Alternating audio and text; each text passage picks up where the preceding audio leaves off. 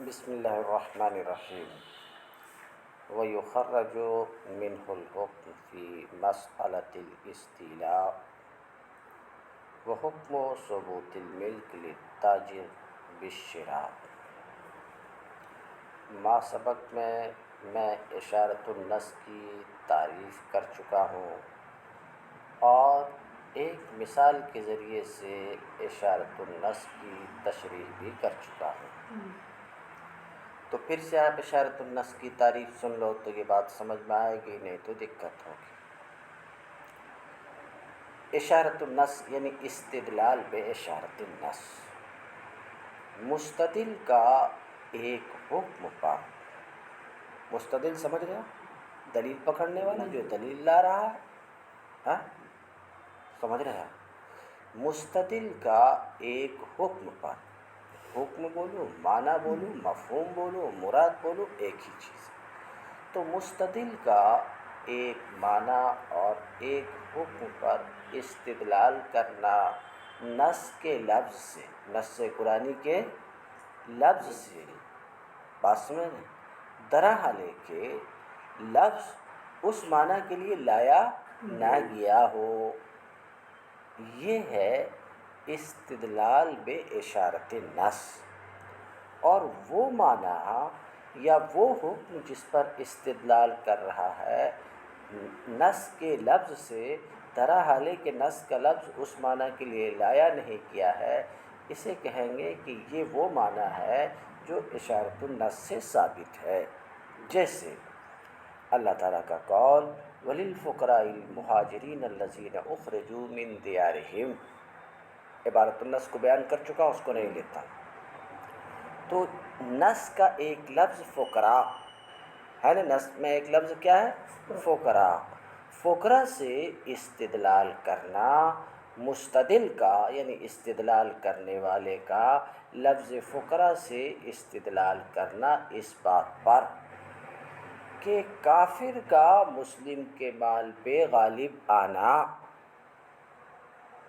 کافر کا مسلم کے مال پر غالب آنا، بات سمجھ رہے ہیں، مسلم کی ملکیت کے زوال کا سبب ہے۔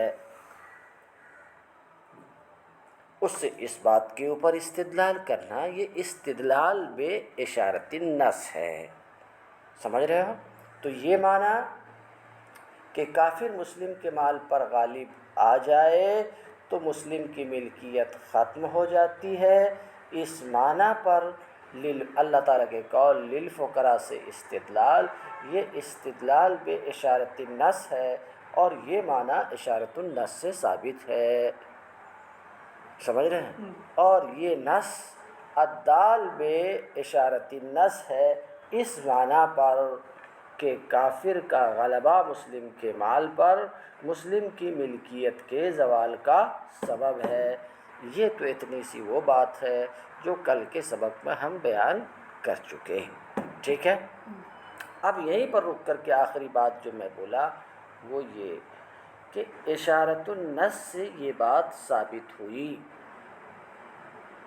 وللفقراء کے جو نص ہے وللفقراء المہاجرین، اشارت النص سے یہ بات ثابت ہوئی۔ کون سی بات ثابت ہوئی؟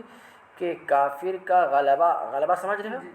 کافر کا مسلمان کے مال پر غالب آنا یہ سبب ہے مسلم کی ملکیت کے زوال کا، سبب ہے اس بات کا کہ اب مسلم کی ملکیت اس کے مال کے اوپر سے ختم ہو گئی۔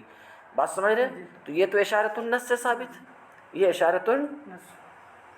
اب یہ جو اشارت النص سے ثابت ہے، جو بات اشارت النص سے ثابت ہے، اس سے بہت سے احکام نکلتے ہیں، بہت سے احکام سن رہے ہیں؟ اشارت النص سے کیا ثابت ہوا وہ سن چکے ہیں، سن چکے کہ پھر تو دوبارہ بولنے کی ضرورت نہیں۔ اس سے کیا ہے؟ بہت سے احکام نکلتے ہیں۔ کیا احکام نکلتے ہیں؟ ان احکام کو یہاں پر بیان کر رہے ہیں کہ وہ جو اشارت النص سے ثابت ہے، وہ جو اور کیا اشارۃ النص سے ثابت ہے؟ ابھی بھی 3 بار میری زبان سے سن چکے کہ کافر کا غلبہ مسلم کے مال پر یہ سبب ہے مسلم کی ملکیت کے زوال کا۔ یہ اشارۃ النص سے ثابت ہے کہ نہیں؟ جو اشارۃ النص سے ثابت ہے اس سے کئی احکام نکلتے ہیں، سمجھ رہے کہ نہیں؟ اس سے کئی احکام کی تخریج ہوتی ہے، اس سے کئی احکام پیدا ہوتے ہیں، بس میں بہت سارے احکام نکلتے ہیں۔ کیا نکلتے ہیں؟ وَيُخَرَّجُ مِنْهُ الْحُكْمُ فِي مَسْأَلَةِ الْاِسْتِيلَاءِ، اور اس سے کس سے سمجھ رہے ہو؟ اشارۃ النص سے جو ثابت ہے اس سے سمجھ رہے ہو؟ اشارۃ النص سے کہاں ثابت ہے؟ استیلا کے مسئلے میں۔ استیلا کا مطلب غلبہ کے مسئلے میں۔ غلبہ کے مسئلے کی تفصیل سن چکے۔ کافر کا مسلم کے مال پر غلبہ یہ سبب ہے۔ کس بات کا سبب ہے؟ مسلم کی ملکیت کے زوال کا، سمجھ رہے ہو؟ کہتے ہیں وَيُخَرَّجُ مِنْهُ الْحُكْمُ فِي مَسْأَلَةِ الْاِسْتِيلَاءِ، استیلا کے مسئلے میں، سمجھ رہے ہو؟ غلبہ کے مسئلے میں حکم کی تخریج کی جاتی ہے، سمجھ رہے ہو؟ کیا کہ کافر جب مسلم کے مال پر غالب آ گیا، کافر مسلم کے مال پر اور اس مال کو اس نے دارالحرب میں کیا کر لیا؟ محفوظ کر لیا۔ اس مال کو دارالحرب میں اس نے تو اب وہ اس کی ملک ہو گئی۔ وہ کیا ہو گئی؟ اس کی ملک ہو گئی۔ وہ حکم و ثبوت الملک للتاجر۔ اب سنو آگے، جب وہ اس مال کا مالک ہو گیا نا مالک، اور مسلمان کی ملکیت ختم ہو گئی۔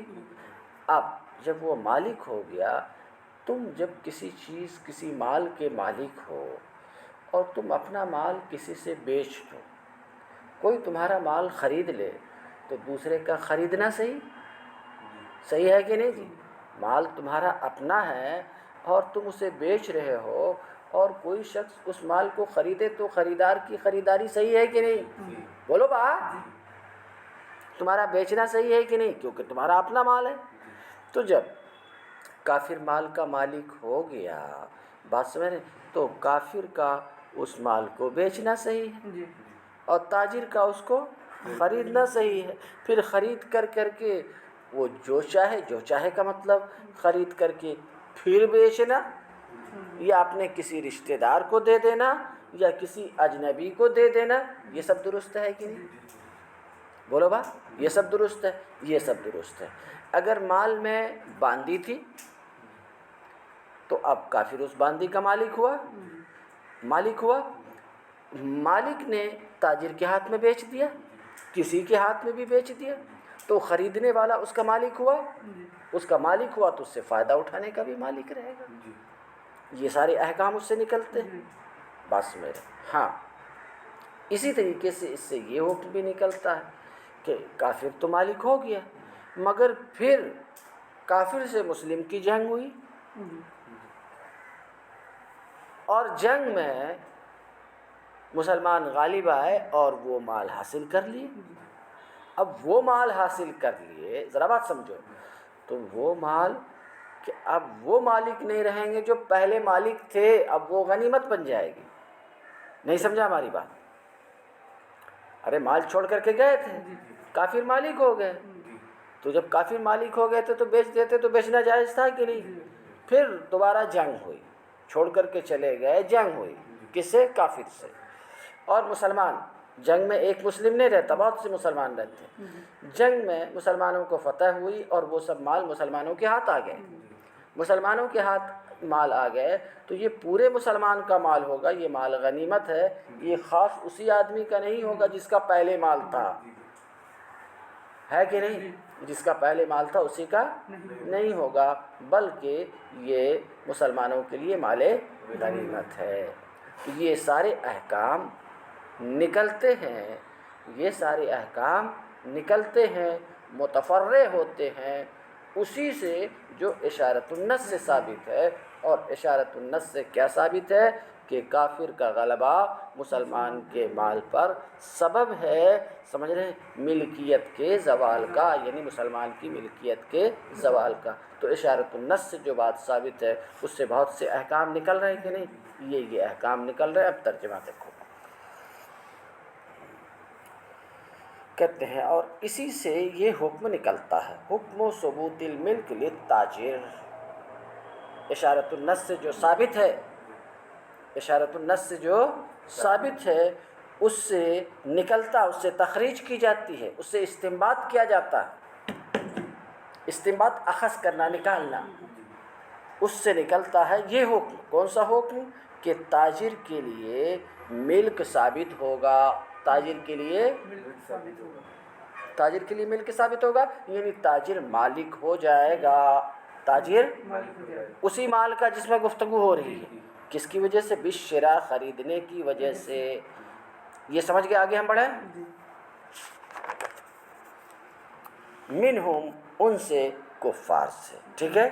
تو کافروں سے تاجر نے خریدا، تاجر یہ مسلمان ہو یا جو بھی ہو، تاجر نے خریدا کس سے؟ کافروں سے، تو تاجر مالک ہوا کہ نہیں؟ بولو بھائی۔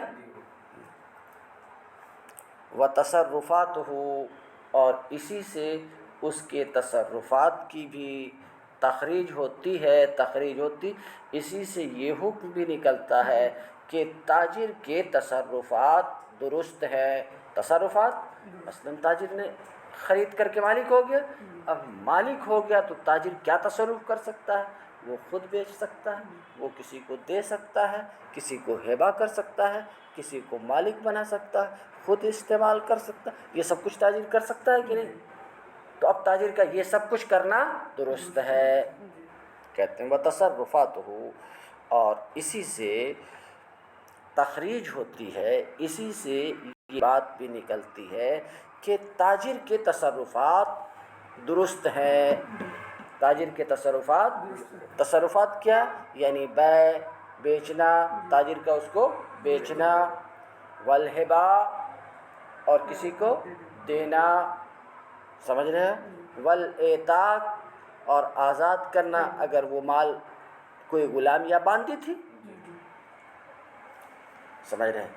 تو اسی سے تخریج ہوتی ہے اس کے تصرفات کی بھی، یعنی جب ظاہر سی بات ہے کہ کافر مال کا مالک ہو گیا اور کسی تاجر نے اس مال کو خرید لیا، تاجر نے اس مال کو خرید لیا، تو اب تاجر کے تصرفات اس مال میں درست ہے، تصرفات یعنی بیع درست ہے، ہبہ درست ہے، غلام یا باندی ہے تو اس کا آزاد کرنا درست ہے۔ یہ بات تو صاف ہے۔